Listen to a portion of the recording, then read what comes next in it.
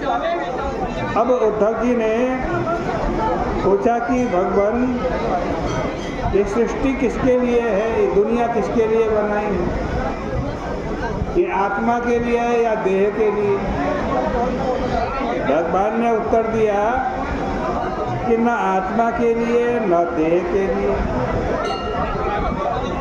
यह जो संबंध बन गया है उसी के लिए सृष्टि है। संसार फलवांश तावत अपार्थोप्य विवेकिनः। वास्तव में ये अपार्थ है। यदि पार्थ होता तो भगवान इससे प्यार करते, परंतु यह तो बिल्कुल अपार्थ है, अपगतार्थ है, इस पे कोई प्रयोजन नहीं है। देखो, पार्थ शब्द का अर्थ भी इसी प्रकार करते। प माने परमेश्वर, अर्थ यस्य, यानी भगवान ही जिसके जीवन का अर्थ है उसका नाम पार्थ है।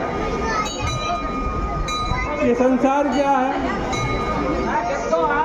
जैसे स्वप्न सोते हुए के लिए दुखदाई है, लेकिन जागते के लिए दुखदाई नहीं है। वैसे ही जो सो रहे हैं, अज्ञान निद्रा में जो पड़े हुए हैं, उन्हीं के लिए स्वप्न की तरह ये संसार दुखदाई है।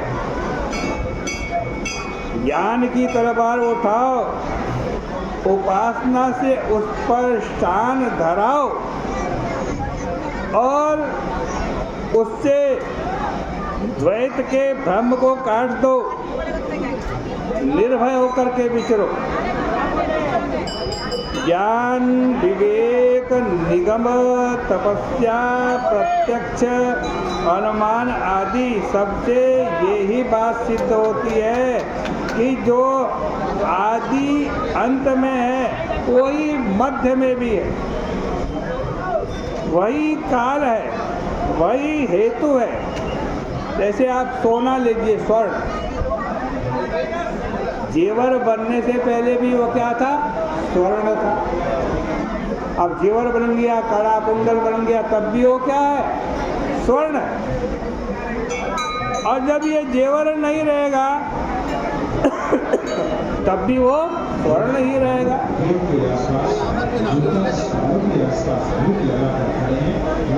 पहले भी सोना था, बीच में भी सोना है और अंत में भी सोना है। ये जो कड़े कुंडल बने ये कुछ नहीं है। अब उस सोने का नाम चाहे कुछ भी रख दो। वैसे ही विज्ञान स्वरूप आत्मदेव के सामने ही जन्म हुआ, उन्हीं के सामने मृत्यु हुई और ये आत्मदेव ज्यों का त्यों रहा। ये सब में समन्वित भी है और सबसे व्यतिरिक्त भी। यही तुरीय तत्व है। देखो, वेदांत दर्शन में जितनी भी श्रुतियाँ और युक्तियाँ आई हैं और सबका संग्रह श्रीमद् भागवत में है। लोग कहते हैं कि भागवत में वेदांत नहीं, उन्हें बिल्कुल वेदांत नहीं पढ़ा है उन्होंने। वे सब वेदांत, ये सब जो बता रहा हूँ ये वेदांत के ही वचन है। न यत् पुरस्तात् उतयन्न पश्चात् मध्ये च तन्न व्यपदेश मात्रम्।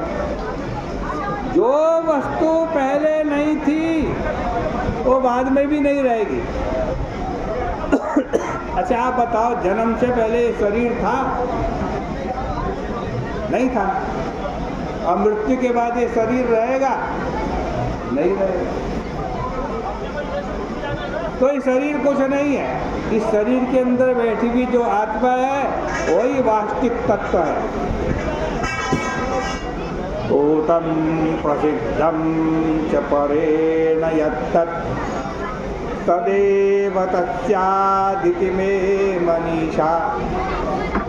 जो वस्तु जिस उपादान कारण से उत्पन्न होती है वह वही होती है।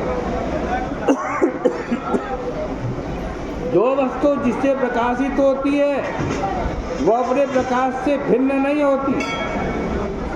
जिस प्रमाण से, जिस सत्ता से जिसकी सिद्धि होती है वह उससे अभिन्न होती है।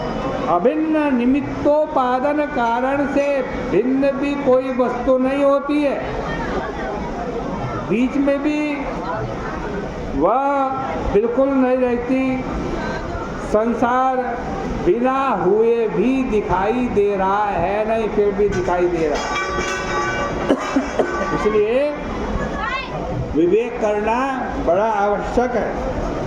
इस प्रकार भगवान श्री कृष्ण उद्धव जी को उपदेश दे रहे हैं। आज की चर्चा का यही विराम करते हैं।